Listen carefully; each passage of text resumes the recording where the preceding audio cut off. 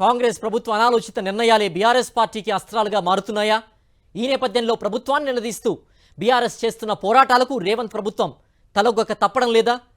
మొన్న లగచర్ల, నేడు శారదాపీఠం, భూములు ఏవైనా, ప్రాంతం ఎక్కడైనా వాటికి సంబంధించిన ప్రభుత్వ నిర్ణయాలపై గులాబీ పార్టీ పోరాటాలు విజయవంతం కావడం చర్చనీయాంశంగా మారింది.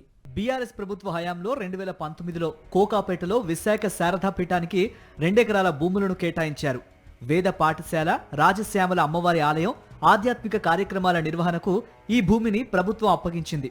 ఆ భూమిలో శారదాపీఠ నిర్వాహకులు నిర్మాణాలు ప్రారంభించారు. తాజాగా కాంగ్రెస్ సర్కార్ ఈ భూములను జలమండలికి కేటాయించడంతో వివాదం మొదలైంది. బీఆర్ఎస్ వెంటనే రంగంలోకి దిగి విమర్శలు గుప్పించింది. శారదాపీఠాన్ని కూల్చడానికి కాంగ్రెస్ సర్కార్ కుట్ర చేస్తోందని ప్రభుత్వ వైఖరికి వ్యతిరేకంగా నిరసన తెలిపారు బీఆర్ఎస్ కీలక నేత హరీష్ రావు. ఈ నేపథ్యంలో ఈ అంశంపై సీఎం రేవంత్ రెడ్డి సమీక్ష నిర్వహించారు. శారదాపీఠం భూముల విషయంలో తనకు సరైన సమాచారం ఎందుకు ఇవ్వలేదని అధికారులను నిలదీశారు. అనంతరం మంత్రి శ్రీధర్ బాబు స్వయంగా శారదాపీఠాన్ని సందర్శించి సమాచార లోపం వల్లే గందరగోళం తలెత్తిందని, ఆ భూములు పీఠానికే చెందుతాయని, అందులో ఎలాంటి సందేహం అక్కర్లేదని సంజాయిషీ ఇచ్చే పరిస్థితి ఏర్పడింది. గతంలో కూడా రేవంత్ సర్కార్ లగచెర్లలో ఫార్మా కంపెనీకి, కంచె గచ్చిబౌలిలో ప్రైవేటు సంస్థలకు భూములు కేటాయించాలని భావించింది.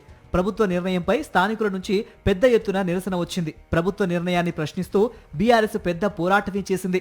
లగచెర్ల భూముల విషయంలో బాధితుల పక్షాన ఢిల్లీకి సైతం వెళ్లి జాతీయ మానవ హక్కుల సంఘానికి ఫిర్యాదు చేశారు బీఆర్ఎస్ నేతలు. దాంతో కాంగ్రెస్ సర్కార్ వెనక్కి తగ్గింది. కంచె గచ్చిబౌలి భూముల విషయంలో సెంట్రల్ యూనివర్సిటీ విద్యార్థులకు సపోర్ట్తో పాటు సుప్రీంకోర్టుకు వెళ్లింది బీఆర్ఎస్. సుప్రీంకోర్టు మొట్టికాయలు వేయడంతో ఈ విషయంలో కూడా ప్రభుత్వం వెనక్కి తగ్గక తప్పలేదు. కూల్చిన చెట్ల స్థానంలో కొత్త మొక్కలు నాటాలని ప్రభుత్వానికి చురకలంటించింది. ఇలా పలు సందర్భాల్లో కాంగ్రెస్ సర్కార్ తీసుకుంటున్న నిర్ణయాలు అనాలోచితంగా ఉంటున్నాయని, దాంతో వాటిని బీఆర్ఎస్ అస్త్రాలుగా మలుచుకొని ప్రభుత్వంపై పోరాటం చేసి విజయం సాధిస్తోందని రాజకీయ విశ్లేషకులు అభిప్రాయపడుతున్నారు.